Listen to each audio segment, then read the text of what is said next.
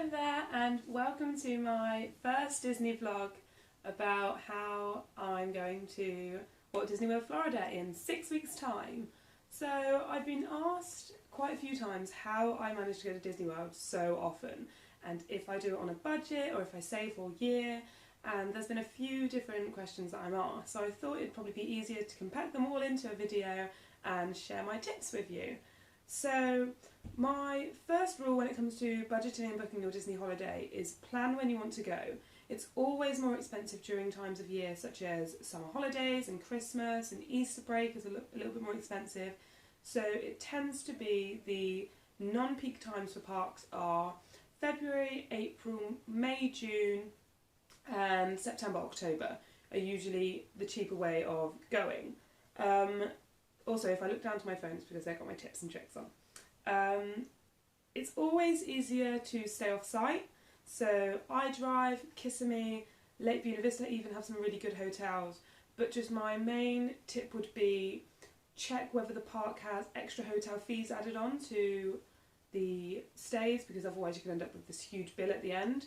And does the hotel have transportation and is it affordable to get to the parks? Obviously if you're driving, that's a different matter, but also remember that you have to pay to park every day on Disney, and it's around $20 now, which can, obviously if you're there for 14 days, it all adds up.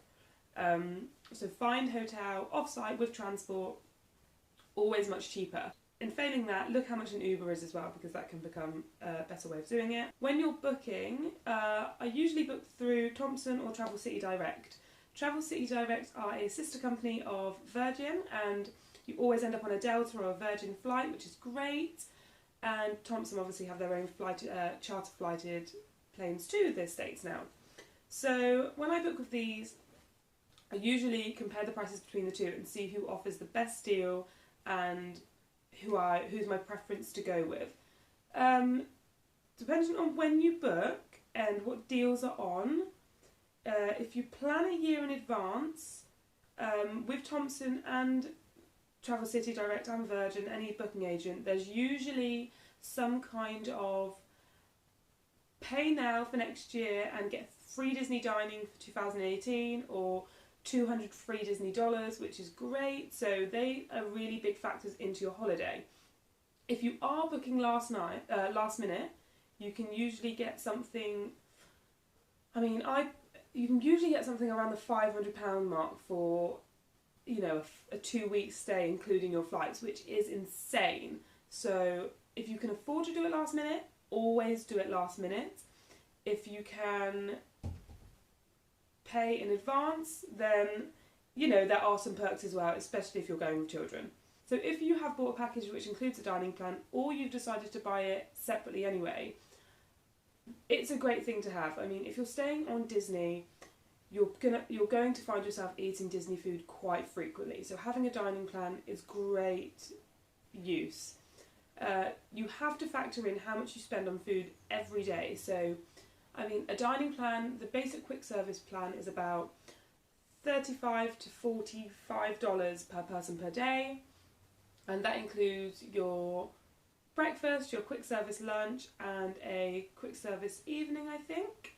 And, you know, you're going to spend way over the $35, $40 mark anyway, so it can be a really great factor. It's also really good if you've got children, because it's easier to sit down, get them to look at the menu on the boards, and they can decide what they want there and then. If you aren't on a Disney dining plan, and you can't have that if you are off-site anyway, the best way to do it is bring your own snacks. You can bring them from the UK in your suitcase, just make sure you check what you can and can't bring. Go to the supermarket and grab snacks. Disney don't frown upon you bringing food into the parks, you know, obviously they prefer you to buy their goods, but it's okay, you are allowed to. And I usually find that when I stay off-site, or even when I stay on Disney, we have greengrocer.com delivery, and that's a website online where you can literally click and collect all of your things to your basket, and they'll deliver it to your Disney hotel or your neighbouring hotel in Disney World. And alternatively to that, if you have the time, you can catch an Uber to the local Walmart, which is about a $6 ride each way, and you can do all your own shopping. Obviously it's just as easier to put it in your own trolley, and you're picking up things and you'll probably see more things which are great to purchase whilst you're there. Oh, another one for the dining plan is if you have a refillable mug and you have leftover snacks in the snack points, you can use them at the end and they usually accumulate to something else. So I think one meal is about 3 snacks, so you can turn those meals into snacks if need be. And make sure you fill up your refillable cup as often as you can and stick it in the fridge in your hotel room. If you have children with you, bring your own stroller or pushchair, and similarly if you are with someone that is wheelchair bound, take your own wheelchair. Disney do have these to hire, and I know it can be a pain to take them with you, but they are about $10 to $15 a day to hire. Again, if you're there for 2 weeks, that becomes a real expense. Also, a lot of the packages now, which include your 14-day pass for the price of $7, or your Disney Ultimate ticket for the parks, include the Memory Maker. If yours doesn't include the Memory Maker, fear not. It's $170 now to buy, and you don't necessarily need it.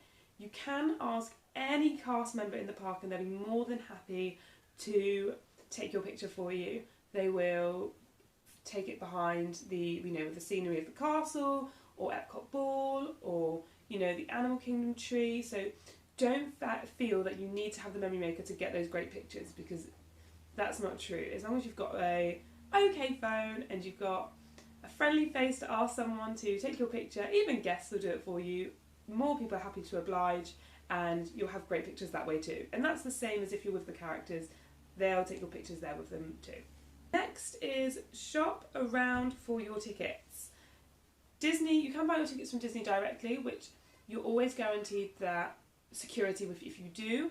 But also another great company which I have purchased my tickets through is FloridaTix.com, and they allow you to buy your tickets and pay them off in instalments. We all know Disney tickets are quite the expense, so to pay them off in instalments is a great way for me, because it means that I don't have to make such a down payment, especially last minute, to pay for my hotel, pay for my flights and pay for my tickets all in one. So I'd highly recommend them, and they've usually got great deals on tickets and also combo tickets if you are looking to do other parks as well.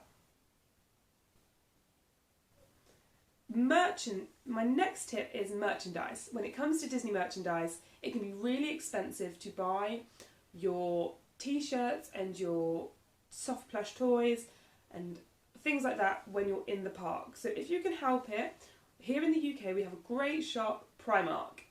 For Disney stuff, it is perfect and it just does the job.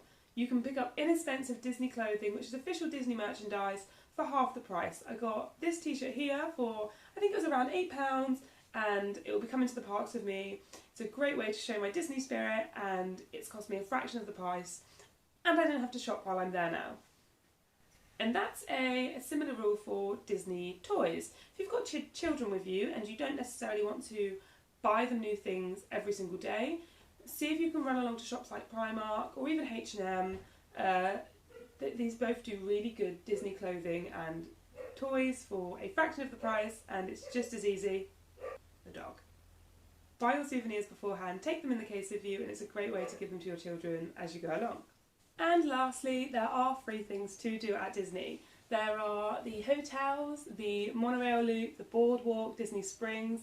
These are all things that you can do without being a Disney pass holder or having a Disney ticket, and they allow you to get that little feel of Disney without paying the price. So please do those things as well. The hotels, I've done the hotels myself on the monorail loop, and they all have great things to offer dependent on the time of year. Grand Floridian is amazing at Christmas, and the Yacht Club is great in the summer to just chill in the evenings and have a look round. So do remember there are inexpensive things to do in Disney to make your trip just as enjoyable as it can be. Thank you for watching, and I hope you've enjoyed the video. Please like and subscribe, and if there are anything else you'd like me to talk about in the future, let me know in the comments below, and I'll be making a new video soon. Thank you!